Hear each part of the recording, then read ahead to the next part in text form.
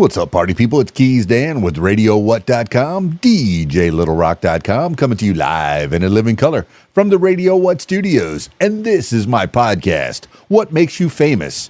It's an extension of the RadioWhat.com internet radio station that I've been running for quite some time. And if you need DJ services, where do I always send you?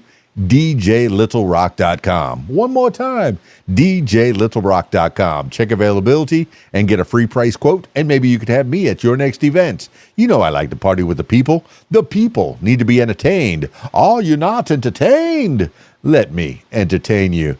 Speaking of entertainment, today on the program, I have the Jevon Rudder Band, or at least part of the Jevon Rudder Band.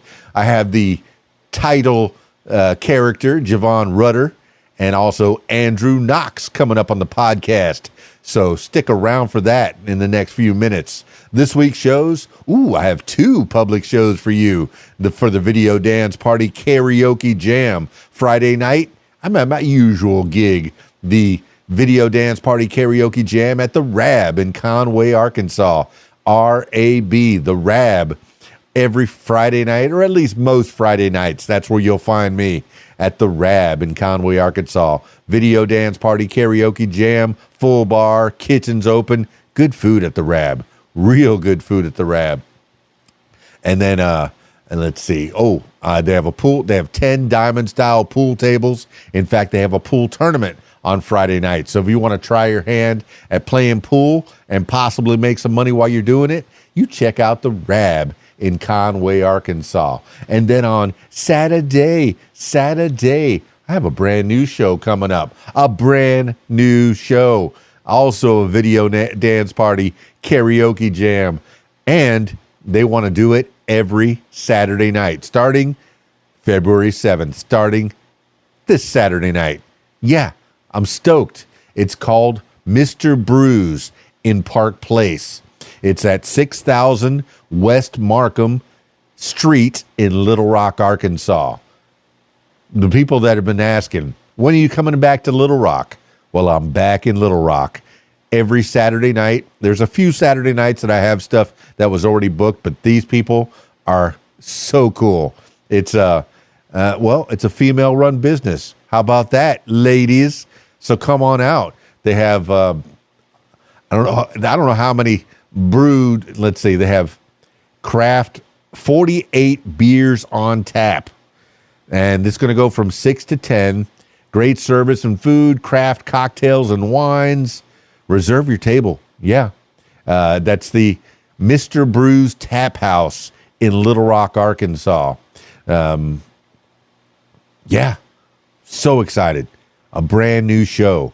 So now I got public shows every Friday and Saturday night. Even if I can't make it, I'm going to have Brock and his team doing the Saturdays that I'm already previously booked for. But as time progresses, that's going to be my Saturday night place. That's going to be the spot every Saturday night. Mr. Brews Tap House. So 2 public shows this week. Friday night at the Rab in Conway, Arkansas. You know that place is great. You know, that place, we do it. Find your friends right there at the Rab every Friday night from 8 p.m. until 12:30 in the a.m. And then Saturday, so stoked. Brand new show, Mr. Brews Tap House in Little Rock, Arkansas. Be there, 6 p.m. until 10 p.m. Good times. And I want to try one of their burgers. They look delicious. All right, that's enough intro. Let's get into it with the Jevon Rudder Band. I got them on Zoom, so if you're listening to the audio version of this, check out the video version on my YouTube page, youtube.com/user/KeysDan. Zooming Jevon Rudder and Andrew Knox of the Jevon Rudder Band now. Oh, my goodness, I got the Jevon Rudder Band, and I have an Andrew Knox and a Jevon Rudder. How about that? Right. Yeah, Perfect. Sound off so the people that are listening to the audio version can pick out your voices, because the people on the video version are going to have no problem figuring out who's who. As I'm the Keys Dan, that's the Jevon Rudder, and that's the Andrew Knox. So Hi. sound off, Jevon Rudder. Give us a taste of who you are. Yeah, my name's Jevon Rudder from the Jevon Rudder Band. We're out here in Ottawa, Ontario, and just excited to be here. Well, and just like most Americans, I don't know where Ottawa, Ontario is. Is that West Coast? West Coast, West Side? Is that right, or is it East Side? It's the capital. It's where all our tariff arguments are happening from. Right there. Yeah, all our issues. Yeah. It turns out, we've been friends for so long, and in just a few months, we became enemies. How did our best allies to the north of America? I'm here in Conway, Arkansas, trying to figure out what our government's trying to do. Oh my goodness, making enemies out of friends. Everybody's in that situation. I think we're all trying to figure out what the government's trying to do, and it's always changing. All right. Listen, I was just down in Florida last week, and you know what? The Americans that I talked to don't give a crap about this tariffs and all that stuff. And nobody treated us any differently. Everybody knows that the powers that be are all screwed up, right? I mean, it's not guys like you and I. It's everybody at the political top, posturing and flexing their muscles and doing all that stuff. The average people don't give a crap about that. And we're not mad at you guys. I mean, I'm not mad at Americans. I'm not mad at Trump. I'm just whatever, honestly. Well, some of our best entertainment comes out of Canada. There is no Hollywood anymore. Hollywood is an idea. It's a thought. All the stuff is getting made in Atlanta, kind of where Hootie and the Blowfish are. I guess we'll get into that. Hootie. Are you Hootie? No, I know that's show me the money. I hate to say this, but we did a Darius Rucker tribute, believe it or not. Yeah, don't you think I read your bio about now? I was going to start singing, you and me, we come from different worlds. And I noticed you went to Florida. One of the main reasons that I love Hootie and the Blowfish is because they mentioned the Dolphins. The Dolphins make me cry. Is Dan Marino still the quarterback? Because I met him and Jimmy Johnson. I did a party for him a while back. Are they still in the team? I don't know. I don't know much about sports anymore, or any less. No, but I'm from Miami. I'm from Florida, so the Dolphins are my team. Even though I don't really follow all that much, I don't know who the quarterback is. I don't know who the coach is anymore. But what were you doing down in Florida? Just taking a break. Just getting out of this minus 25 weather. It was my wife's birthday, and we try to go away every year for her birthday, and we try to go somewhere warm. She's a January baby, and we did Florida. And I just had to give my head a shake and get out of this cold. It's like minus 25. We're shoveling snow every day. It just gets depressing. Yeah, I'm giving myself a shout out. It was my birthday on Saturday, January 31st. And happy birthday. And it snowed in Conway, Arkansas, in central Arkansas. I'm still seeing white stuff on the ground. And I look outside and go, oh, that snow is beautiful. I hate it. I'm from Miami. The beach. You know what? If we could show you what's outside right now, I don't know. Everything else in comparison is just it's warm, Andrew Knox, I've been talking to Jevon a little bit. Let's get an idea of where Andrew Knox comes from. What do you do? And who are you, man? Yeah, that's a really big question.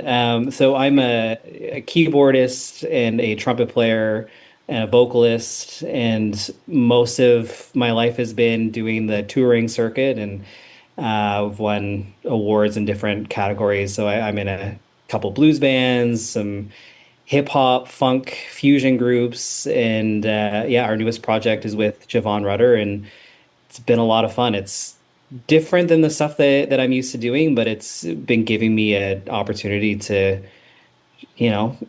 grow, and it's been a lot of fun so far. So I'm also excited.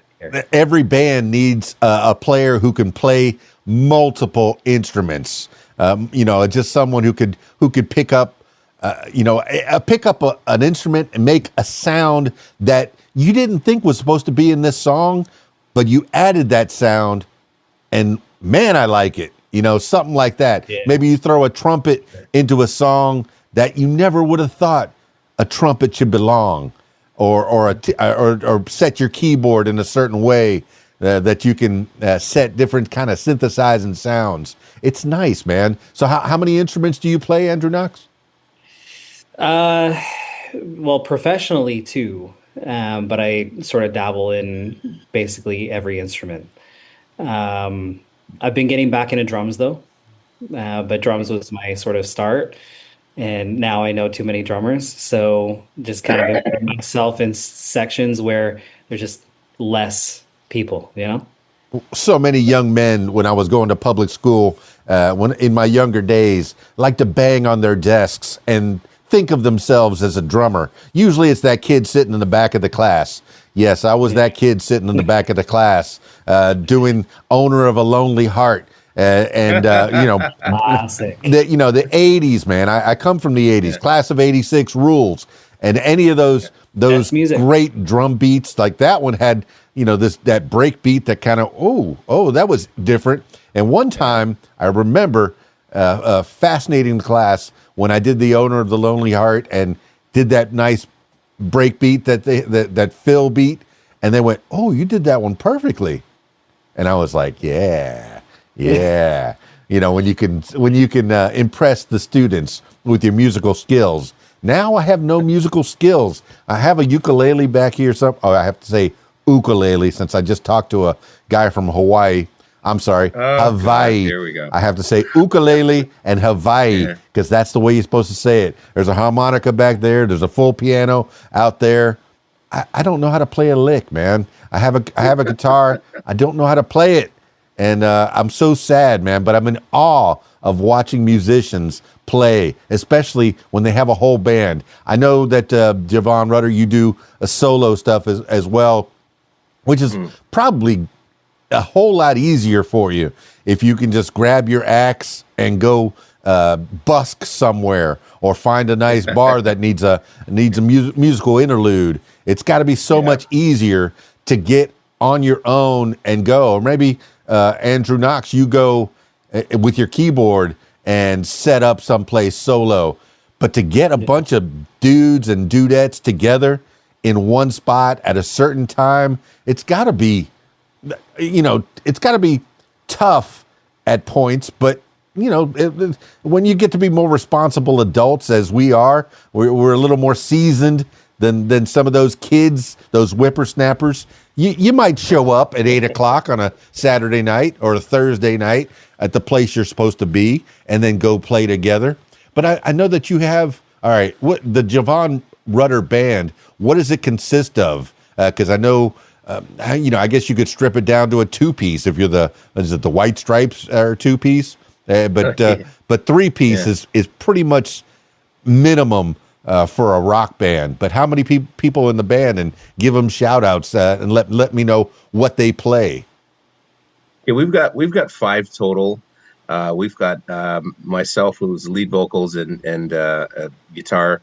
Andrew's he's keyboards, trumpet, and vocals. We've got Eric Andrassi. He's our lead guitar player. We've got Jensen Grant. He's also won many awards, etc. He's on drums. And we've got Andrew Skidmore, who plays bass. He played with us for a while, and then he started to do other projects, and then he came back and played with us again. So that's a 5-piece we have set up right now. All right, 2 Andrews in the band. There's got to be a nickname somewhere. Not confusing at all. The other Andrew is called OG because he was there before this Andrew. So we just call him OG. Never living that down. Say again? Never living that down. No, I knew it had to be because you cannot have 2 people in the band with the same name. It's just it's just not possible. You know, even Bowie had to change his name from Jones because there was too many Davy Jones out there. One too many. Right. So, all right, but you guys, you're obviously musicians that want to play. You don't have just one project. You go, if somebody needs a keyboardist, I'm sure Andrew will be lent to someone else. And if someone needs a guitarist with some good vocals, I'm sure, Jevon, you're going to go off and do your own thing. You're not tied to this band. But from what I see, as far as your YouTube presence, you have one video. Is this kind of a new endeavor? And that video shows you guys, playing a song, and shoot, I lost it. It was here somewhere. But anyway, you were playing a song. You had a full band, and then you had a couple of ladies doing backup, doing their little sway thing, adding a little flavor. Did they always come with the package? Yeah, so we put that together. We did a charity show over a year ago. We did a charity show here in the town we live in, and we put that band together for that show. We had Sam Stone and Jessica Pearson. They're two local artists. They had to come out and sing back rows. I don't know if you listen to any of our stuff right now, but it's really heavy on the harmonies. So a lot of people are singing. So we brought them in to fill up that space, to give it a whenever we can, we have a bigger show. We can bring more people in and make the show that much better. Budget and stuff considered. So we did that show there, and after that was over a year ago, and we took a little bit of a hiatus as we were making the record. We didn't play very much. We kind of concentrated on playing on the record, and plus Andrew and those guys were busy doing a lot of other stuff. Andrew was on a boat with, we lent him to Joe Bonamassa for a little while. They played some shows with Joe on a boat, and Marcus King and stuff like that. So that was exciting. Everybody's off doing their own thing. The record's done, and we said, okay, now we're regrouping. We're putting this together. We've got a slick band here ready to go, and we decided that we're just gonna start, from this point and do everything fresh now, move forward. And that video you're seeing is a little older, but we're in the process of getting new material out. And I'm going to be the first to admit it. This social media stuff, I might as well just shoot myself. I can't deal with it. I don't understand it. I don't like it. Andrew is the social media guy for our band. So when you tell me YouTube, I'm like, oh, well, what's there? Oh, there's some. Okay, great. I don't even know half the time, right? So even today, look at how long it took me to get on here because you sent me a message on Facebook, and I couldn't figure out which Facebook thing that it was on, and then I couldn't get it to open, and I just stick to playing and singing, and everybody else does that stuff. So, but yeah, to answer your question, we're ready to go right now. We've got to play the new songs in the album, and we'll throw in a few covers, but we're ready to go to play, and we're starting to build up. We've shot actually 2-3 videos that we're in the process of editing to finish them, to put them up, music videos. And as soon as we start playing some more live shows, we'll get some live video to put up there. Does that sound right, Andrew, or am I? Yeah. on the nose. You're sounding great. Yeah, don't sell yourself short. You made it. Yeah. You made it to the gig. You're here, and that's all that matters. Don't worry about this social media thing. I don't know how old a man you are. You seem like we're kind of Gen X, maybe in that area. We grew up with this. When you talk about class of '86, I'm right there with you. Yeah. I'm literally class of '87. Yeah, we grew up in the time, in the time before the times of social media. But we know, social media used to be, where are the kids? How do we find out where the kids are? Well, you look for the house that has all the bicycles sitting in front of it. Yeah. Oh, that's where the social gathering is.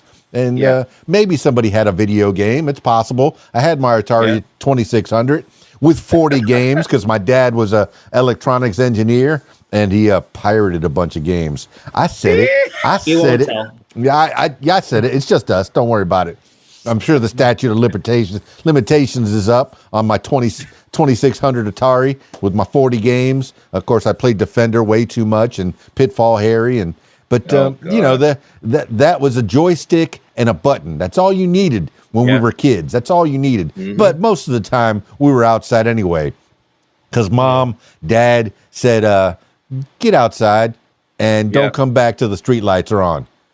Did they know where we were? Did we have a cell phone? No.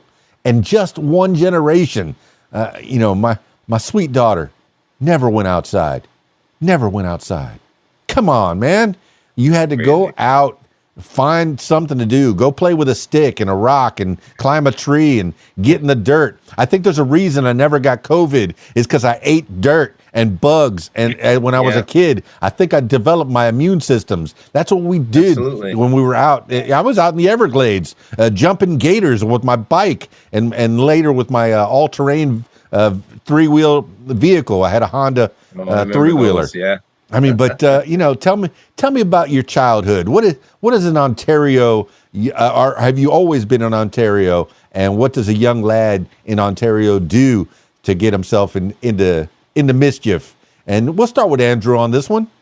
Yeah. So I grew up in a rural spot. So I live in Ottawa now, and it's very much an urban space. But growing up, we lived on a farm, and I went ATVing and sledding all the time. And the benefit of being in a space that has a lot of snow is you can go snowmobiling and get yourself in areas that you probably shouldn't be. And, there are roads set up for a reason. And once there's enough snow, those roads really are useless. Everywhere is a road when there's enough snow. I don't know. I spent a lot of time outdoors. I grew up knowing that I had a certain level of ADHD and certain elements of TV just wasn't enough. So going outside, everything was different. So I felt like I kind of carried that. I'm trying to stay away from saying old school kind of, ways of growing up because my dad's like, oh, go outside. We never stayed inside. And I was never really pushed to want to stay inside personally. So, yeah, I don't know, but during maybe half the year, it's very similar to maybe how you guys grew up, just considerably colder. Yeah, I always think of Canada as being a frozen tundra all the 365 days a year. This always frozen. Like, how do people live up there? It's so cold. But I know that there's summertime, at least like 2 or 3 days out of the year where it's, the green actually shows. Is that, am I right? Am I close? Half the year I'm battling sunburns. The other half of the year I'm battling like windburn. There's just no escaping some of the weather. But there are times where it's warm and we have standard like t-shirt and shorts, and then other times we're bundled up in not enough clothes, and there's a transitionary period where it just feels really cold, and then you kind of get used to it. And I don't know, we've got such a diverse weather pattern. But you grew up on a farm. Do you still have family that does farming, or do you do any of that farming? You have animals? Oh, I have 2 cats, but no, I live in a townhouse, very urban kind of area. But I do go back every so often and help my family around the house. But yeah, not really any farming for this guy anymore. I have 2 cats too. They are. I'm constantly stepping all over their little mice and stuff. They have many toys. My wife is almost on the weekly. I found this little mouse that she might like. Oh, I found this string with a feather. I'm a cat guy. I've had dogs growing up, but yeah, cats are where it's at. I think they're perfect creatures. It's been studied and said that they're perfect creatures. And now I'm going to turn to Jevon, and obviously he's going to have a dog, isn't he? No, what kind of pets you got? 3 dogs. So I've completely insulted Jevon Rudder. No. Listen, truth be told, the dogs are my wife's, and she's a dog lover, and I help out and put up with it and tolerate it, and they grow on you. Like they're part of the family now. I was very reluctant, but they're okay. I mean, every once in a while he'll run over to the neighbor. My neighbor's got 2 huge mastiffs, like massive dogs, and we've got a little wiener dog and 2 French bulldogs, and the wiener dog will run across.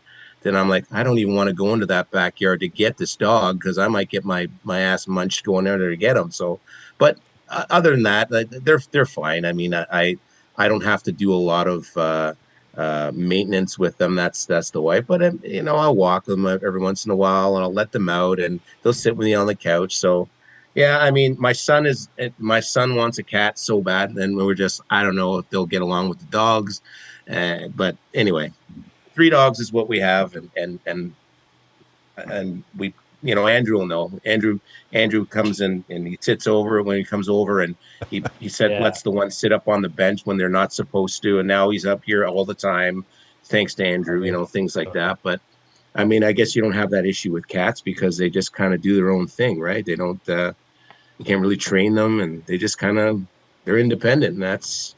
I don't Yeah. know if I can handle that. Yeah, we like to say that they're pets, but they just kind of live here. We live together. I guess they're roommates Yeah. that kind of do their own thing. You're right, and I told the wife, but when we first got this house, I said I never ever want animals in the house. We got a cat. Okay, we got a cat. Okay, Yeah. no animals in the bedrooms. Yeah. They sleep with us. Okay, no problem. Sure. You know, that's what happens. Listen, I hear you. That's literally exactly what happened Yeah. to me. Exactly. One dog became 2, became 3. No dogs on the couch. They became on, and then no dogs in the bed. And next thing you know, there's 3. It's just the way it is. I give up. Some battles you fight, and that's not one of them. So Yeah, but I'll just go with it. it all becomes life experience, and it becomes somehow it's going to become a part of your art. Yeah, it might even be a song. Who's writing the songs for the Jevon Rudder band? Well, I'm writing most of the songs, and you know, Andrew will come in mostly and you know fit things in and add things and help with the production and that kind of stuff. And there's some ideas where it'd be like, you know, hey, I have this riff here, and it'd be like, hey, it'd be great if it went 4 times instead of twice, or hey, man, why don't we try this here instead? You know, so most of the stuff is started with me, and then we kind of whittle it down, and everybody puts their influence and their piece in. Like you'll hear some of the tracks, like "Sleeping with the Enemy," for example, has got horns all over it, right? And that's all Andrew. So you know, there was some idea to put horns there before, but you know, his influence with that literally made that song, right? And there's a horn solo in there, a trumpet solo in there that I never thought would be there, but it is, you know, and it fits perfectly. So that's kind of the way we do things. And this record was, you know, I started it as sort of a project. You know, I left the military like 4 years ago and retired, and I've been waiting to work on my music. And you know, we got into some businesses, and I didn't really get any time. And this last year, I said, "That's it. I'm getting a record done. I don't care." We started it, and we chipped away at it. And you know, I said, "I'm getting it done by November. No matter what." And so said, so done. The record was done by November, and we kind of took the year and chipped away at stuff. And Andrew spent a lot of time over here. Same with Eric, and we kind of got things together that way. And then once the record was done, and we knew what we were doing, you know, Andrew plucked a couple of players, like Jensen was our drummer. He plucked him and brought him into the band, and then we brought OG back, and we were like, okay, these are the right guys to perform this material for this record, and that's how the band is today.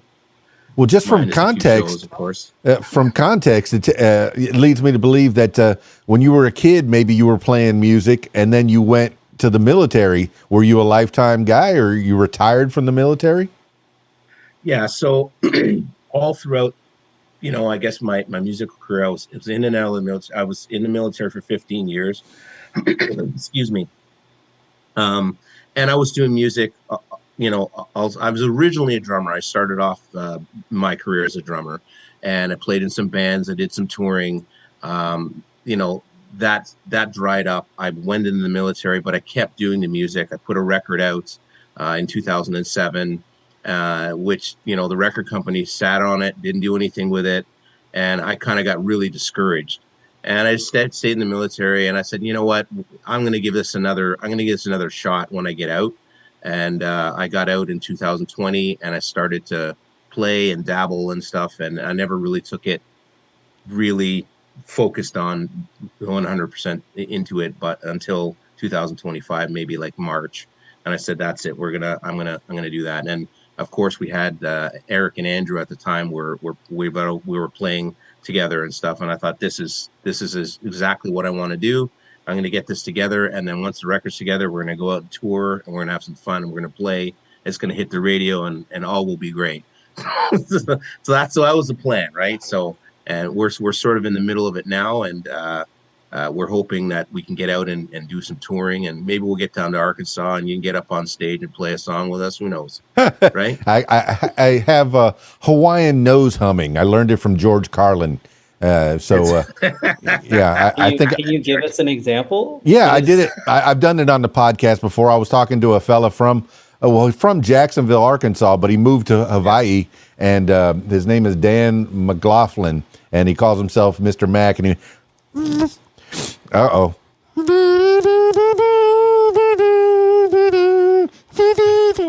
You know, I learned that from George Carlin years ago. I think it might have been on his album Class Clown. And but I want to get back. What job did you do in the military? Were you able to play music at all in those 15 years?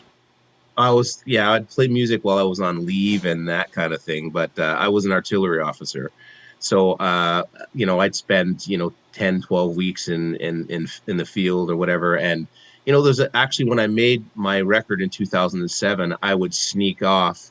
Like I'd be on a course in Petawawa or something, and I would sneak out. We were supposed to be confined to base, and I would sneak out and drive in and go into the studio and get some recording done.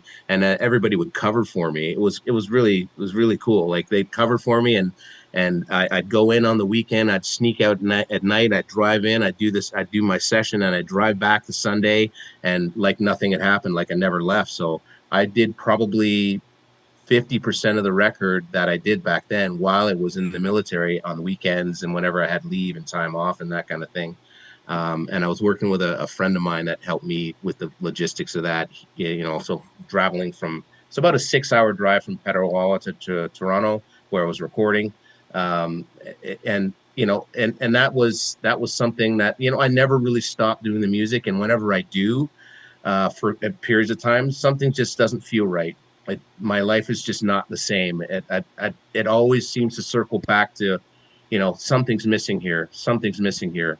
Oh, right. I'm not playing music. Now when I play music, everything seems to be more fulfilled. So, but while I was in the military, I would work, every time I got time off, I'd work on music, or I'd play some gigs here and there when I had the time off. But for the most part, it was concentrated on the military, and that music was secondary, right? So, yeah, but Jevon, you risked a court martial and going AWOL for your music. Yeah. That tells me that you're really into it. It's something that you love to do. Andrew, have you done any crimes for your music? Crimes of passion? AWOL from the military? This is a federal offense. I think we'd be put in jail. Any stories from your upbringing that you? I did it all for love, the love of the music. I'm not sure. Is this live? No. But we'll edit nothing. I like it raw. So I'm going to say this now. I am a law-abiding citizen, and that I travel across border regularly with multiple bands, all on legitimate visas. Like all legit visas. Now that I'm secure in a handful of groups that can take care of that for me, it's fine. But there was one time when I was just at the beginning of my university days where I was just kind of getting into more professional performance. I had a couple of friends in a university that invited me over to play a show at their university across state lines, and I was like, I don't know, do I do it? Do I not do it? And at that point, still being green with everything, like scared of the border, right? Everybody's scared of the border. You don't want to do something you're not supposed to and then risk not being able to come across. But there was a bit of karma to this one, so hence part of the reason why I'll never do it illegally again. But I went across the border on a Greyhound, and I had my trumpet with me, and they never asked me about it. I went to go play the show. I finished everything. I went back on the Greyhound, and the second I stepped onto the Greyhound, the clip on my trumpet case broke. My trumpet fell on the concrete and dented the bell like crazy. And I had insurance on it, but because I was not supposed to be gigging outside of a visa, insurance didn't cover it. So, yeah, ever since then, everything legitimately, and that kind of scared me straight. And now I'm in the US all the time, and I love it. And I have a relationship with the border, and it's less scary now. And yeah. Well, I knew you had to declare fruits and vegetables, and if you had a certain amount of cash on your pocket in your pocket, but I didn't know you had to declare musical instruments as well. Yeah, it's interesting because you're importing it and you're exporting it. So if you don't declare, you have to pay a certain tax on it, come whatever the value of or their declared value of the instrument is. So the good thing about the visa and I forget what they call but there's a list of all the tools that you put in, and so you state what you're coming across the border with, and then it just keeps everything transparent, and you're not having to pay taxes on things that you came into the country with. So I think I remember one of the James Bonds that I was watching. It might have been one of the Pierce Brosnans. They were sliding down a hill in a cello case. Pierce Brosnan and some lady, and they were carrying the cello, but using the cello case as a slide to get across from a not so friendly border or country to a more friendly country. And as they were crossing the border, do you have anything to declare? Nothing to declare except this cello. So I remember that. You kind of reminded me of that. And this is back. It's got to be an '80s movie as well, maybe early '90s, late '80s. But man, I didn't know. Well, I mean, I know that we're having so many problems with this border. It's just crazy what our administration is doing. I don't know what he's trying to do. I don't know. Yeah. And it seems like it's one guy in charge, and he's a loose cannon. It feels like a movie sometimes down here, and we're like, what is happening there? But the proponents for him say he's doing for the country, and I have to support him because he's the president. But I'm thinking that he's doing things for himself. And if he takes us along with him, if it works out, I don't know the full plan, but should I know it? Probably not. At least I want to know some of it, but I don't go on Truth Social, and I don't know what he's tweeting about. It's crazy, man. But you have your own politics up there. You had a very handsome man that was at the top. I don't even know who your prime minister is now. We should switch this topic, man, before I lose my mind. We should probably skate over this and do something else before I find myself in trouble. Oh man, I like talking politics. All right, well, let me tell you about my personal Lord and Savior Jesus Christ. I'm just kidding. That's what I'm talking about. I'm just kidding.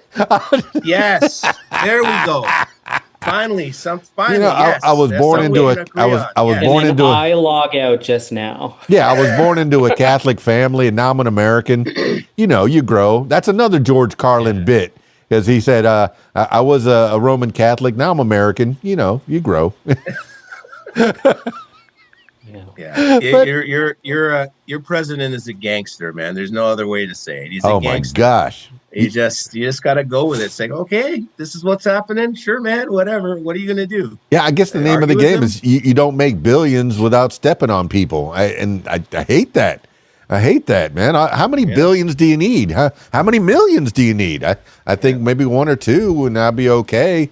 If that, and I guess I will get a little bit more into it, because that 1% that has most of it if they'd spread it around a little bit, that'd be good. And there's, tax loopholes, but that's a thing about the business, the music business, is you can get stepped on, but thankfully you're mostly independent. You do have, like the Big G and the people that who is the Big Records? Was that Big Records?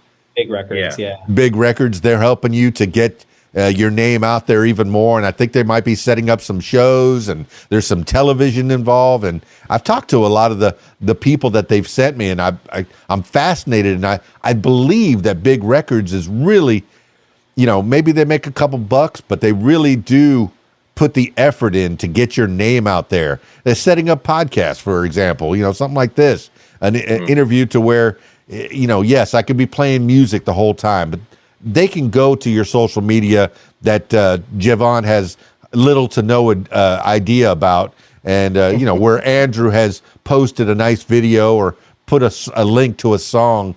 Thank you, Andrew Knox, for doing that, taking care of us old folks that don't know much about these computers. All in a day's work. Yes, everybody has their role to play, their part to play, but we're keeping up with the Joneses. We're keeping up with the times. And oh my gosh, how many robot calls do you get every day? Is it as bad up there as it is down here? Five. I get about 5 or 6. Yeah. Are you an iPhone user or an Android user? Android. Yeah. Okay.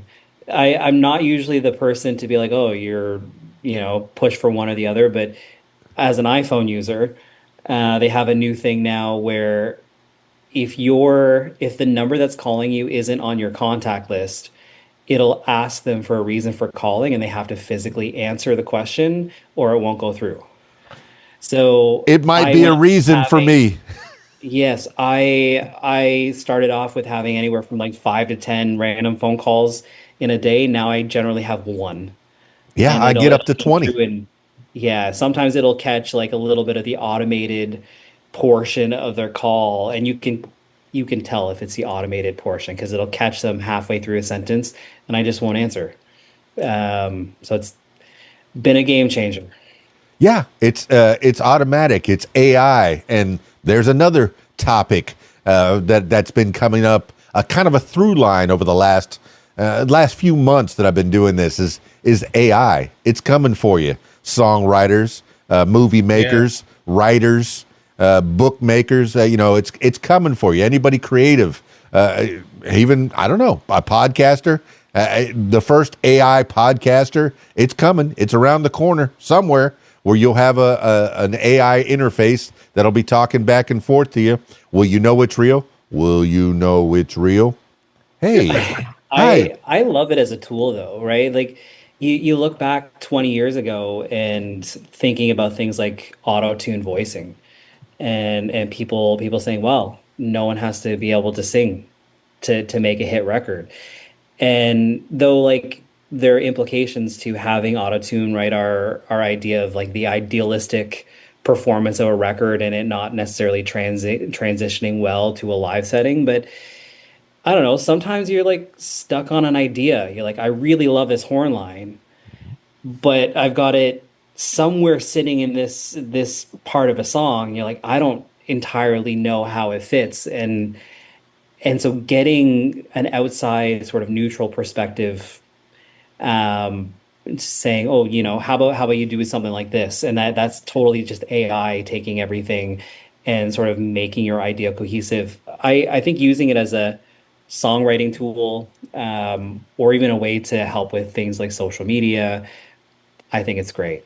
There's a lot of scare about AI artists, though, making top charts on Spotify and Apple Music, and it's just one dude on his laptop putting it all together. And there are scary portions like how do we deal with copyright and who gets the awards for something like that when they're masking as being a real artist. Like that's scary. But as a tool to kind of sit as part of your kit as an artist, I think there's nothing wrong with it at all. AI is the devil. It's the devil. I'm telling you. Okay. We're It's the just devil. we're just Hey, learning how to deal with it or how to work Devil. alongside it. I knew we had to find a Luddite here somewhere in this group of three, but Devil. I used Chat GPT all the time. I have a thirst for knowledge, as just like Google. I don't need to have a high schooling, a high IQ. As long as I got my Googles, as long as I got my Chat GPTs. If I need to find out more about a subject, I am happy to have this tool at my disposal to where I can find out, what do I need to know about the Jevon Rudder band? And, he does a solo. Oh, what's Inner Soul? We need to find out more about that. And, I want to know about French fries. Where did they come from? Ask my Chat GPT. It'll make a whole script for me if I want to make a nice 2-3 minute TikTok video about French fries. I can do that. And I do it often. My TikTok is full of random information spoken out by me because I wanted to learn something new. And that's primarily why I started this podcast, so I can learn from other people. And that's what I'm doing right now. I'm learning from Jevon Rudder and Andrew Knox about what makes you tick and the band. and why is it the Jevon Rudder band? Why isn't it the Andrew Knox band? I think Bon Jovi had a talk with his guitarist and when they were naming the band. Are you going to do this for like 5 years and then switch the name to one of the other founding members? Everybody has their turn. No, like I sort of pride myself on being a contract musician that kind of takes my flair and influences multiple projects. And even though I have a bigger hand in this project, I definitely feel like the songwriting reflects Jevon and his journey. And I think it's important to stay true to those kinds of things. Do I still wear the name Jevon Rudder Band proudly? Yes. Every time people are like, well, what projects do you have going on right now? And the Jevon Rudder project is one of the first ones I throw out as being something that I'm really proud of. But I don't know. I feel like if something was named the Andrew Knox band, I don't know. I feel like that just sort of pigeonholes, even though it feels like it should not pigeonhole me, it just feels like I don't know. I don't have an expectation going into a project that's not named after me. I go in and I do my thing with the Jevon Rudder's writing as being sort of the catalyst for how I channel my influence into it. But the Andrew Knox project, it's just me. I don't know. Does that make sense? I feel like I'm rambling, but Andrew, you're a team player, and that's what that's telling me is that you get behind the guy who's leading this project. So there's got to be a number one on the call list. And Jevon Rudder, like it or not, you're that number one on the call list. And you're responsible for making sure that the band is well taken care of, not just in pay, but in, having some food, if they have a snack, if they make sure that they get the rehearsals. Are you the leader? Are you the man who makes all the phone calls and says, hey, we're on this Tuesday, we're going to rehearse that new album so we could take it on the road? Is that your lease in life? Yeah, I mean, I as far as leading it, yeah. I mean, Andrew's our musical director, so for example, I put a lot of weight on Andrew's shoulders for that stuff, but making sure that all the notes are played correctly and everybody's, for example, if our drummer can't make a show, well, Andrew's got a list of people he can call, and he makes sure that spot is filled and that the guy knows his stuff. Like I've watched Andrew bring a guy in from literally the night before and play a complex, show with 15 or so songs, and I couldn't believe that this character came in the day before the show and stayed up all night and learned everything. Like that's the kind of thing, like that's invaluable to me. Like you get a heavy hitter like that comes in, and like, so I don't worry about spotlight. I mean, everybody's got their spot in the band, but if for some reason somebody can't be there or somebody's not playing the notes right, then I know that Andrew's got it all sorted out. But as far as like looking what we're doing, I mean, and I always run things past, Andrew or Eric, or it's not, hey, we're looking to do this show. It only pays this. What do you think? I think we should do it, but give me your feedback. I mean, at the end of the day, somebody has to make a decision, but I definitely lean on Andrew for a lot of that stuff, and he's good at it, and it's as far as shows and contracts and stuff, going to the States, for example, he's got probably more experience than anybody in the band crossing the border and making things happen. Hey, you need this before we go. Hey, make sure your visas, you got to join the union. You got to so, as far as leadership goes, like I try and, drive the bus forward, but Andrew definitely is definitely the co-pilot here for this. Definitely. Man, I've never been out of this country, and it sounds like a hassle to go anyplace else. I've never. I was this close to getting to Mexico when I went to El Paso, Texas, and I was in San Diego, so I was this close to crossing the border, but I never did it. And I've never been outside of these United States. But it sounds. It used to be going to Canada was showing your driver's license. I think that was it. Yeah. It was kind of an open border, and it's just it's got to be more of a hassle now to try to gig in the States. Is it worth it? Yes. Well, yeah, 100%. 100%. Canada was getting really great at sort of supporting music within their borders. Then COVID happened, and everything's sort of slowly on an incline back to where we were before. But I feel like the States never really slowed down in that way. And music is so much more in, like, live music is so much more embedded in the culture. Like, you go to a football game, right? Like, you've got live bands all over football games. And though, like, some of that's happening in Ottawa, it's not a consistent thing that you find throughout Canada. You go to one state and you drive another 2 hours, you're in a completely different state, and the vibe's all completely different, and you get completely different experience from one show to the next, even though the venues might seem pretty much the same.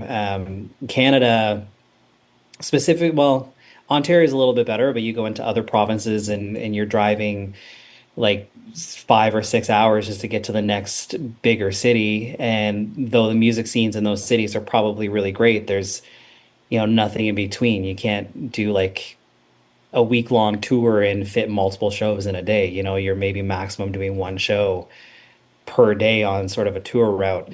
So definitely going to the States is worth it. We've had nothing but fun going into pretty much every state that we've been through. There is more of a hassle, though. There's a lot more red tape with working with visas. Like, Canadian currency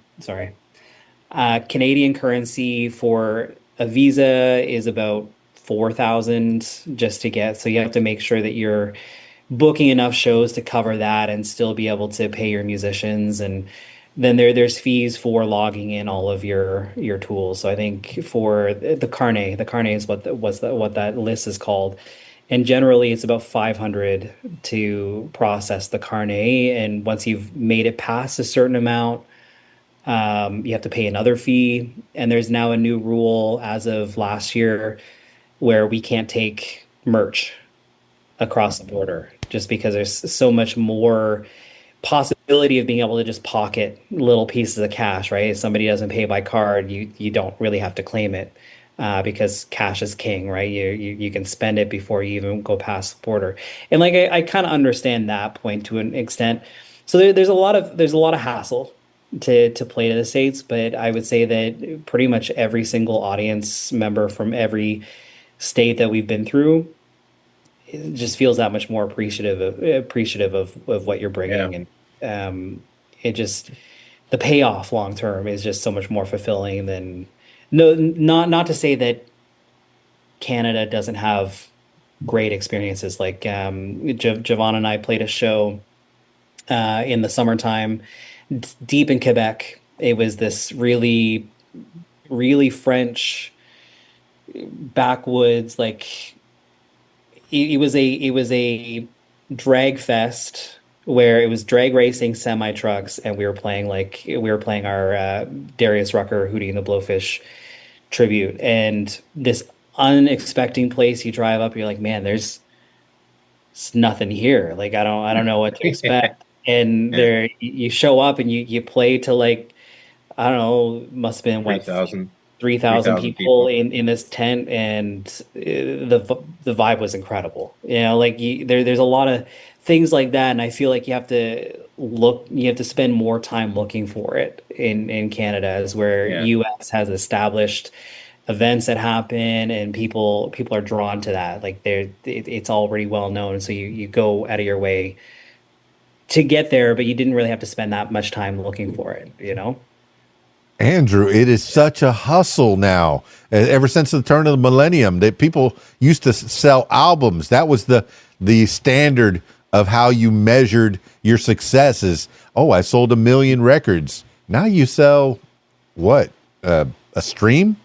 You know, nobody owns anything anymore, and you cannot bring merch.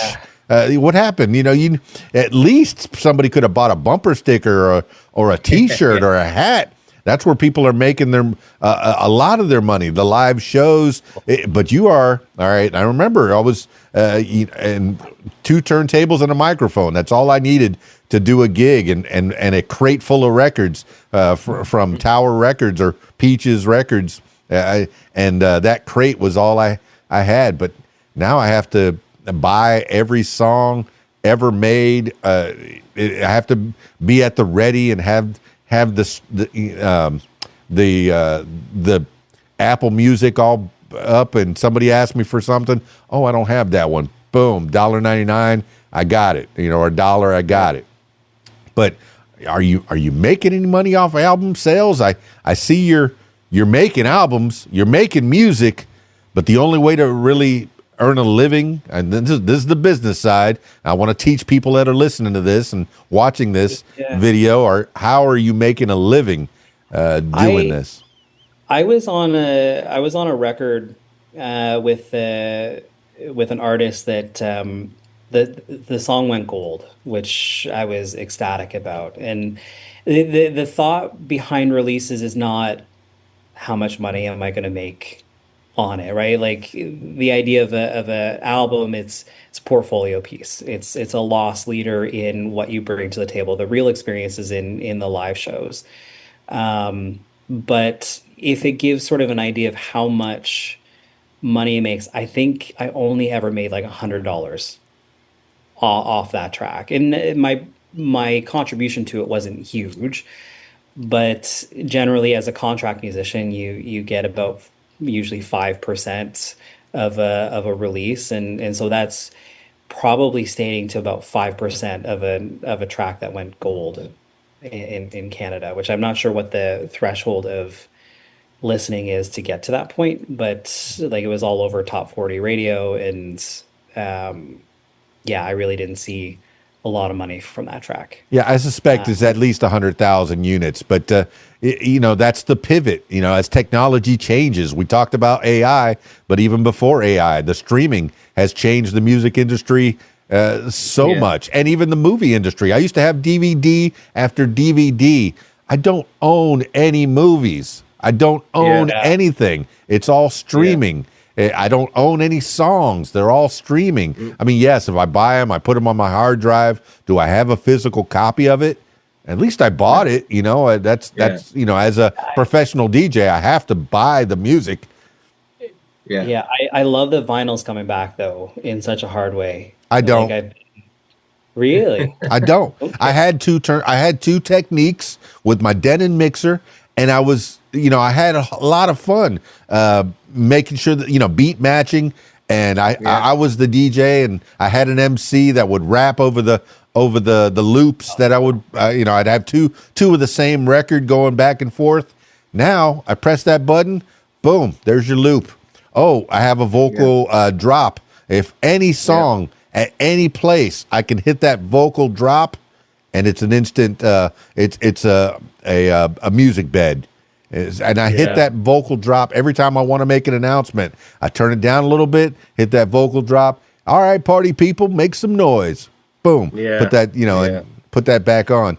Technology, yes, I'm coming up with the times, but your keyboard Is it an electronic keyboard with all these sounds where you could put that was a gas when I had a Casio keyboard that would, it sounds like a guitar. Ooh, it sounds like a flute. Ooh, it sounds like a freight train.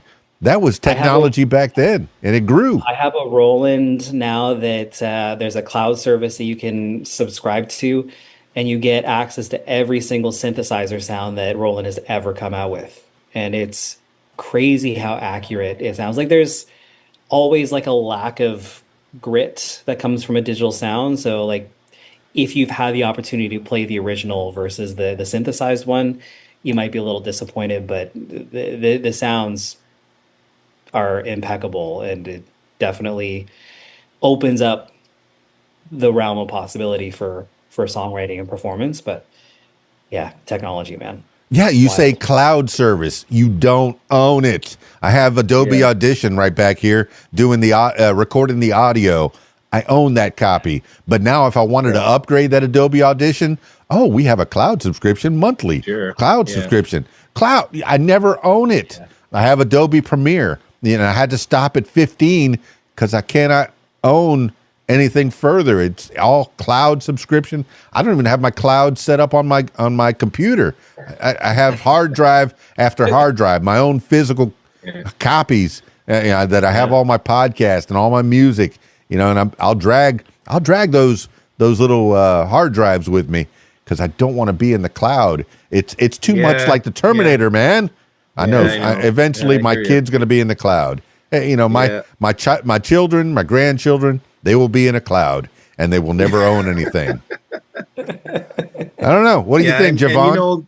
My son was looking at some vinyl the other day. It was $80 Canadian for one record. So what you're talking about, having crates, for somebody to do that now would cost them thousands of dollars. Maybe about 55 or 60 US. Oh, no, I had thousands of records. At one point in my life, I had thousands of records, and I would play them, and I loved it. I from when I was a child, I had, Bee Gees records, and I remember the 3 8-tracks I had was the Eagles' greatest hits, and it was Stevie Wonder's Songs in the Key of Life, and Steve Martin's Wild and Crazy Guy for some reason. Those were the 3 8-tracks that I started off with as a baby DJ. When you were a baby growing up, what were the first records that you had, Jevon? Oh, geez. I think one of the first ones I got into was a band called Rush. I don't know if you guys are familiar with that in the States. Oh, you mean Geddy Lee, Alex Lifeson, and Neil Peart? Oh, no, I never heard of them. Guys, never. Local Toronto guys. That was one of the first ones that I got into, and I remember listening to this and going, I can't believe this drummer is unbelievable. Like, this guy is unbelievable. I just listened over and over, and I try and mimic what he was doing, and it was just too hard. It was years before I was able to even play that. But yeah, guys like had a Rush, and we had another band up here in Toronto called or up in Canada called Triumph. I don't know the band members' names, but I know Triumph. Yeah, I think it was Gilmore and anyway, yeah, the Triumph was there. Yes. Owner of a Lonely Heart, man. That drum beat we talked about at the beginning. Yeah. Styx, Toto. Those are the records that I had, growing up. So, and funny enough, my wife and I went and saw Toto last year, and they killed it. They were so good. I wasn't expecting much from them. And I was just sitting, because I was there to see Journey with the new singer, and I was, Toto's playing, la la la la, and I just like, what the hell is going? They threw down. They were so good. They were so good. When I just had a new respect for them. I'd never seen them live. Didn't know much about them. I'm sure, and you're just listening, going, man, I remember that song. Yeah, you're like, man, like song after song. You're like, you forgot that they were Toto, and they had so many hit songs, and they just, the guy was there, was white hair, the guitar player. He looked like he was going to fall down, but he was amazing. He killed it. So that kind of gives me a new hope and faith for a lot of stuff. I mean, these guys these days are playing these shows, and they're and you know, they're making these records, and then when it comes down to actually playing live, a lot of people are kind of falling on their face, and they're not able to reproduce what's on the record. But these guys were just like, whoa, yeah, that's the real deal for sure. And I think that's what separates, you know, now, because like you were saying, it's a lot easier to make a great sounding record now these days with all the stuff. But then when you get live and you can't, you know, some people are playing the tracks and all that stuff too, but you kind of figure that out. Some of the music with when you do it that way loses its soul. Like if you can kind of feel it's too perfect. You know, it's too, you know, some stuff that the people are tracking to live. Like you're listening to a show and there's a keyboard playing and there's no keyboard player up there, so you're like, well, what else is being tracked? Are the background vocals being tracked, or any of the actual instruments that are playing being tracked? So I think once you know, kind of get the legitimacy of the live show, you know, for me anyways, I think that's what's going to separate, you know, a lot of this stuff, even from AI. I mean, I'm listening to some of my favorite tracks to listen to are these AI tracks. I'm driving across wherever and I'm throwing on these AI over and over, like they're remaking AC/DC and doing this in soul and this in funk. And there's like, man, it sounds great, but you know, it still lacks some kind of soul to it. There's something that's just not right about it. And it sounds great. It's perfect. It's on time. It's perfectly pitched. And this guy's got a great raspy voice. And you're just listening, go, that something just doesn't feel like it's connecting with me. And then that's, for me, that's the fine line with the AI for me. But I mean, as far as a tool for searching and stuff like that, I think it's great. I mean, AI is amazing. You can, like you're saying, you can ask ChatGPT a question and it'll just answer you. It's great. But AI in music, I don't know. Something's missing there. It's just like you're saying, when you're DJing, you're pressing everything. It's all automated. You know, for people listening to it, sounds great, but something about having that guy, you know, with his headphones and he's scratching and he's missing, you know, something about the imperfections, like the human element of music is so important. It's one of those things where people can't put their finger on it, but they're like, something's a little off, and it just, it comes down to usually the human element is missing. But yeah, it's too clean. It's too clean. I still have two turntables that work my digital wheels of steel, but you're talking about the imperfections. I remember Brian May's squeak in on the Queen songs. And the drum that shouldn't have been there, or you know, bang the hammer, and just different songs that have these. Wait for it. There it is. There's the squeak. Yeah. There's that's the little piece that I liked. And imperfections. Yeah, AI. Right now, too perfect. I remember there was a movie called Bicentennial Man with Robin Williams, and they made him as a robot, kind of a robot version of him, but his skin was like all, without blemish. He goes, well, the imperfections are what make it more real. You know, if we didn't have any pits in our faces or scars anywhere, we would look so unreal. But as technology goes forward, not just in the visual and the audio and reading, just a few years ago when chat was writing all these books for people, I think Amazon had to limit people to 5 books a day that you could self-publish. 5 books a day that people were taking in as their own. Yeah, that guy with the glasses and the computer making all the music and making an AI creation of a robot, or I guess there's an AI actress that's out there. I've seen that. Yeah. And she's making movies, about to get signed to some kind of a contract. Yeah. We cannot be dinosaurs for sure. We have to keep up. And Andrew, it seems like you're in it, and you're hand in hand with Jevon, taking him with you and making sure that he knows what's happening. But Jevon, man, I listened to your music. You are solid, man. I did hear a cover of you with Hootie. Yeah, you got it. Okay. You got it. Do Yeah. Now gigging, are you still gigging as all the iterations, not just the Jevon Rudder band, but also the solo acoustic and the inner soul as well? Yeah, I haven't been doing a lot. I mean, we're really looking forward to getting this off the ground and playing more. For whatever reason, it's been slow for me. I mean, I really stopped playing and concentrating on playing while I was doing the record. And when the record was done, I decided to spin it up.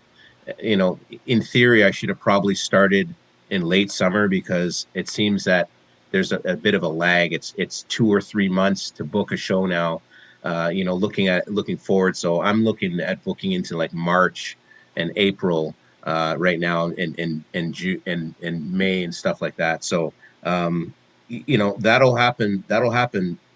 Sooner rather than later, hopefully. But it's the lag here. I should have probably started a little earlier, but it's something that we're working on right now, and hopefully, big records can get us out there and touring like we're asking them to do, and we're ready to go. Like we're just chomping at the bit here, just looking for the right shows to get us us going. I mean, solo stuff. I mean, there was a couple of shows that I was looking at playing, and I just honestly, I wasn't very interested in doing it. I'd rather spend that time working on the record, or trying to book band shows.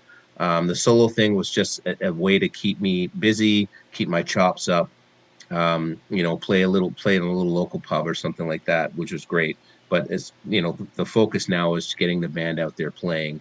And I think once we get out there and they see what we have to offer, there we're definitely going to gain some fans and get some traction quickly. It is my opinion, because like I said, we got pro guys in the band, we got good solid songs, and the live shows, it's going to kick ass. So we're just hoping that, and if there's somebody out there that's a booking agent, feel free to hook to hit me up, and I'd love to come out and play, especially if I can get into the States. I mean, that's where it's at. And like Andrew was saying, like there's so many great festivals and venues, and the people just seem to embrace it more, in here. And like Andrew was saying, like there's such a distance between cities, and like if we want to go to play in Toronto, we've got a 4-hour drive. Next to Montreal, we've got 2 hours to Montreal. That's the next major thing, which is not so bad. But then after that, you want to keep going, you're into Quebec City, there's another 4 hours. And that the distance between the cities is so great. Like for us to get, I mean, it's a 3-hour plane ride to Florida, and it's a 5-hour plane ride to Edmonton. So just for us to get across Canada, we're talking about that's what gets super expensive, right? So we can go into the States, we can go in through Syracuse, right through Pittsburgh, or you can go down the East Coast, and it's just every city's close together, and there's always something happening in all those cities, US wise, like festivals, or they've got concert theaters and soft seaters, and they're just everywhere, and they're just not as much here, and they're so far apart. But getting into the States would definitely be where I would prefer to be. And people might slag me for that, for being Canadian and our elbows are up and all that shit, but I mean, you got to take it what it is. I mean, it's better there for this music, for us, for playing live gigs. So, and like there's none of this whole we're Canadian, you're American. I mean, that's all up on the political level. Like down on the person level, everybody's just some of the nicest, best people have had conversations when they met is in the U.S., and nobody's talking about all this tariff crap, and we're not mad at you and you're not mad. It's all up on the top level with the politics. I don't see any of that. Most of it, like, right? yeah, most of it's just apologetic. They're like, we don't, we Yeah, don't, we don't feel that way. We're happy that you're here. Sorry about our yeah, government, your government a hard time. We're like, yeah, well, I know our government a little personally, just being a musician in the capital, but um, I don't make any of their decisions. It's a group effort that votes people in, and they will do their thing.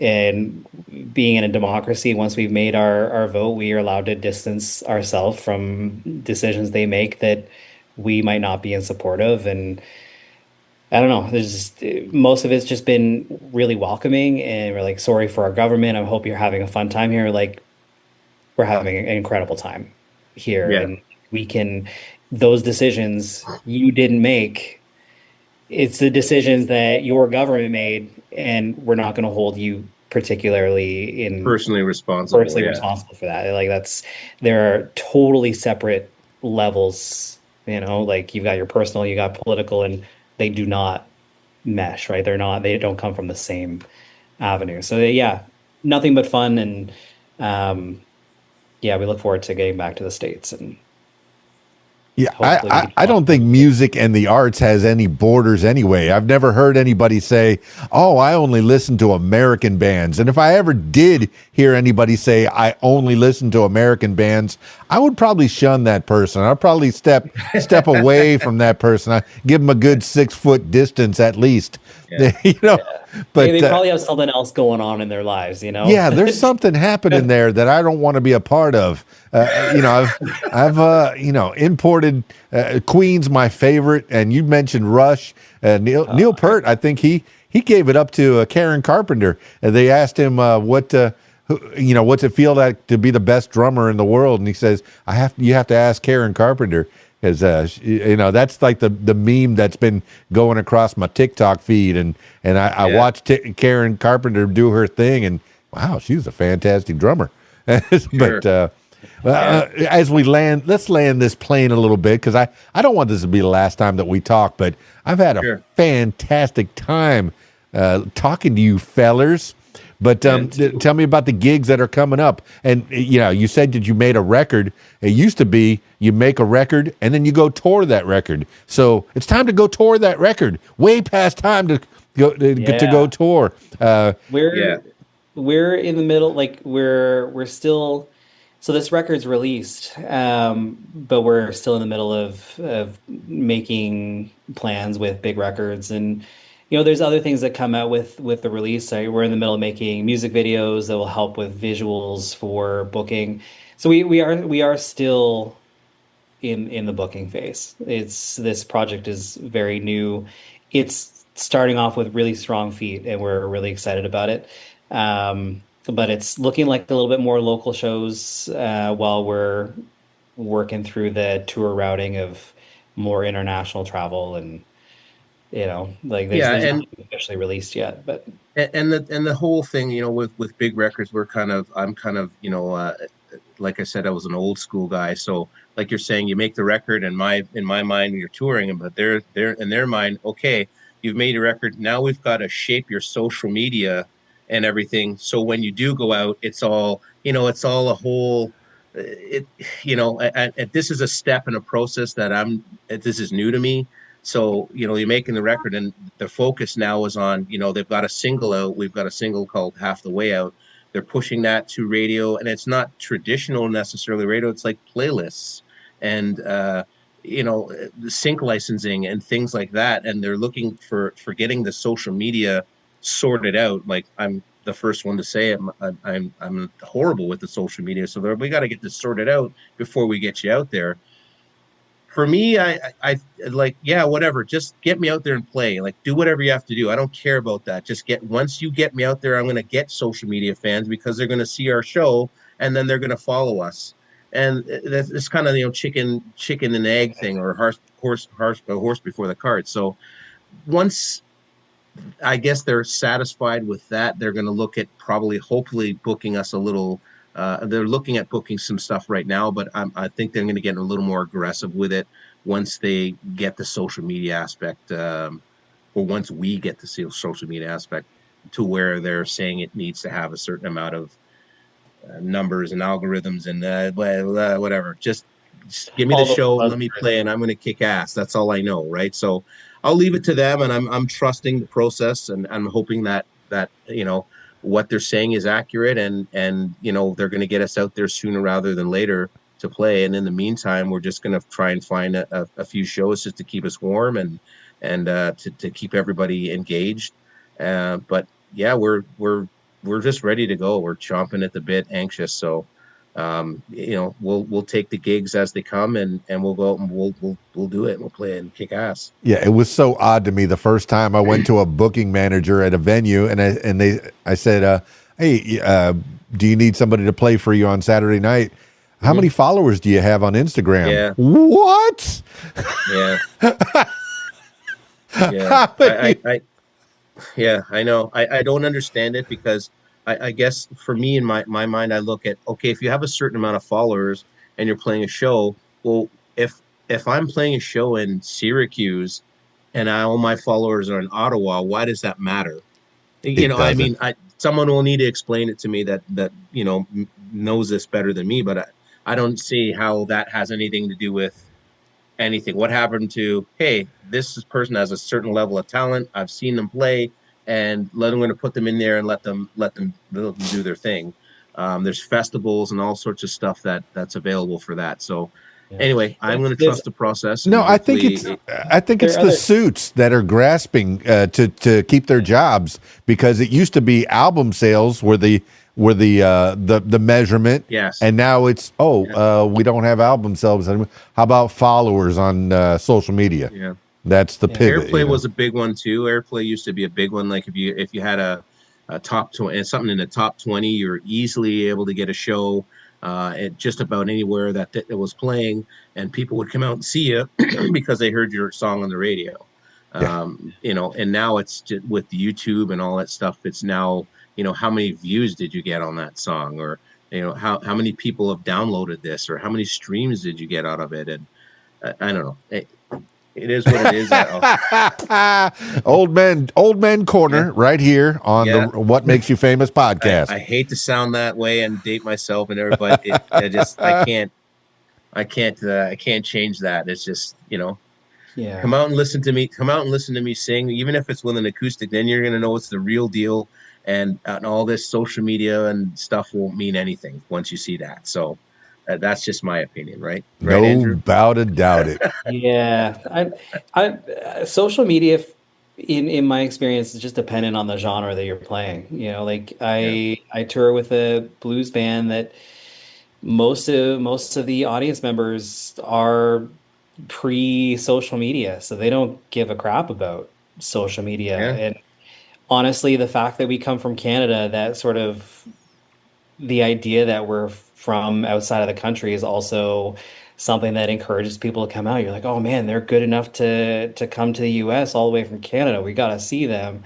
And we have so many people out that have just never heard of us before, and they love us. They're the ones that are buying all the tangibles. Like, though I guess now we're not allowed to be bringing CDs in, but before that became a rule, like it was just people were buying so many CDs and that. But I play in a hip hop funk sort of fusion group, and the demographics are very different, and they're instantly following us on social media when we're playing a show, and they're like, oh man, like I haven't heard that song on Spotify yet. That must be a new one. And they're all into, like, they do their research online before we get there. And so something like that, social media is an integral piece of what we do and how we can kind of keep traveling with that kind of setup. But I feel like Jevon Rudder band sits somewhere dab in the middle, right? We've got loads of like old school, sort of classic rock feel, but we have some of the Motown kind of horns, but then it's a little bit more polished, and you've got some newer sort of like cleaner sounds that are happening. And oh, I think I froze there. Oh, there we go. Um, so like I feel for us, social media is something that should be a little bit more coherent with, like, we're playing live gigs, and we're there just doing live video of us doing it, and people are following our journey as it's happening, rather than, I don't think we're at the pop sort of stage where we have to have all these lip synced videos of us releasing a track and waiting for till we get like 10,000 views on here before we release the next one. I don't feel like that's our clientele. are they following our journey as it's happening? I think is sort of more where our area feels. So if we're doing the chicken the egg situation, I don't think there's an answer to that. I feel like we're doing it all simultaneously together, you know? Yes. Well, I between agree with your that. originals and your covers that you do, you're going to give these young kids a good musical education. You know, when I do my Fine. karaoke shows and a little kid, maybe 10 years old, starts singing a James Brown song, and I'll be like, that's from way Right? before you were born. Your mama Right? and your grandma are taking care of you musically. Yes. I like it. I like it Yes. so And much, then man. they had one producer and they did maybe one or two takes and that's it. But you've got like a polished pop tune that's had like 12 producers and not one full take, just little snippets of the best portions of it, you know? Very, 10, very different landscape. 10 guys in the band, one microphone. And that was way back Yeah. then, man, when recording Yeah. was new. All right, let's Yeah. land this plane, man. You know, you've given the people an idea of who you are, the Jevon Rudder Band. I always finish these things off with, well, I mean, if there's any shout outs you got to give, that's fine. But I always finish these things off with last words for the people. These could be words to live by. This could be a mantra that you wake up with every morning. And since there's two of you, I want you both to give some last words. It could be whatever pops into your head at this moment in time. Andrew Knox, give your last words for the people. Yeah. I would say one of the biggest life lessons that I came through was just the idea of being authentic, going in and not living up to or trying to show standards from other people. Take a second to think about how you want to present yourself and don't give a crap about what everybody else says. Easier said than done, but so much of my, I guess I would say, success in my career so far has been just me letting go of everything else and just doing what I want to do. And it's the experience has just been so much more fulfilling. And honestly, it's been easier to get things. People really gravitate and understand if you're being authentic versus not. So that's mine. Well, I Yeah. appreciate that you're making music videos. I'm a child of the MTV era. And when I'm at the club and I'm playing a Jevon Rudder band, I'm a video DJ. So I put the videos up there Uh-oh. with the song. So keep those videos a Rose coming. here. Keep those videos coming, man. Oh boy, you froze. It's Yeah. froze, but I feel could like hear that you. was a great speech too. Yeah. As soon as he comes back, we'll get the last words for the people. There we go. And Sounded he's great. back. All right, Jevon Rudder, you give the last words for the people. Well, the last word I think will be just, keep it real. I mean, the live music is out there.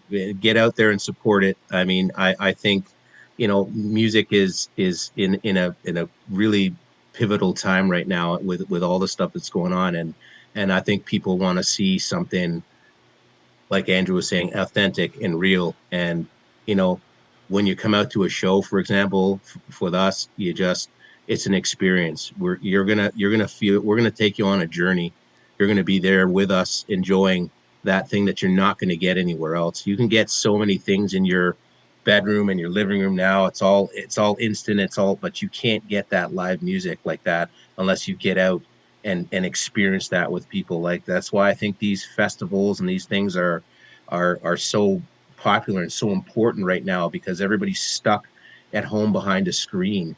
And when you get out and you experience that, feel the vibe of the energy of the band and the atmosphere of the people, and I think that's where we need to keep things going and keep it real that way, and keep everybody together. And that's what I think's missing these days with all this stuff and streaming and AI and all that stuff. Like, get out there, like you're saying, when you're a little kid, get out there and get off your computer, get off your couch, and get out there and experience. There's so many great bands out there, and live acts and comedy. There's all sorts of stuff going on. Get out of your house and do that. And that's what I would like to bring to the people, and that's why I'm doing what we're doing here, making the record and getting out there and sharing this stuff with people. So that's the last word from me. Well, there you have it, party people. Part of the Jevon Rudder band. You got a little idea of who they are. Make sure you follow them all over the social medias and JevonRudder.com. I have all the links in the show notes, so check those out. Click, click, click. Find their music. Buy whatever merchandise you can from them. Hopefully they could sneak a little bit over to the States when they come over. Oh, I can't believe they cannot sell merchandise. That's how bands are making money. It's not just the gig. Yeah, they get a little price that they, whatever they command from the gig, but really they can make a whole lot more from the merchandise from you nice people who buy their CDs and their hats and their T-shirts and their little buttons that help them to grow and to keep doing what they love doing. The arts are very important. I know AI is coming for you, but I think live music, live humans, there's always going to be a place for that. Somebody that can make a table from scratch. Yeah, I think there's still going to be a market for that. Somebody who can sing live, like Jevon Rudder can. Yeah, there's going to be a market for that. AI can do so much, but humans, and maybe I'm the last maybe we're the last generation to say that. Who knows what my kids and my grandkids are going to get into? Maybe it'll all be AI, and they'll love it and they'll use those tools. But there's always going to be a human at the beginning of it, at the end of it. I hope. The future looks bright. All right, Jevon Rudder, Andrew Knox, thank you so much for being on the What Makes You Famous podcast. Yeah, I'm all tongue-tied and twisted, but very happy to meet you, and I'm glad to know you. And Big Records, thanks for putting this together. Tara Kai, appreciate you putting this together. Always a good time with Big Records around. All right, party people, that's it for this edition of What Makes You Famous. If you, yes, you, my loyal listener, if you'd like to tell your story, I encourage you to give me a call, 501-470-6386, or email keysdan@aol.com. That's it for me. It's keysdan, radiowhat.com, djlittlerock.com. Peace. I'm out of here.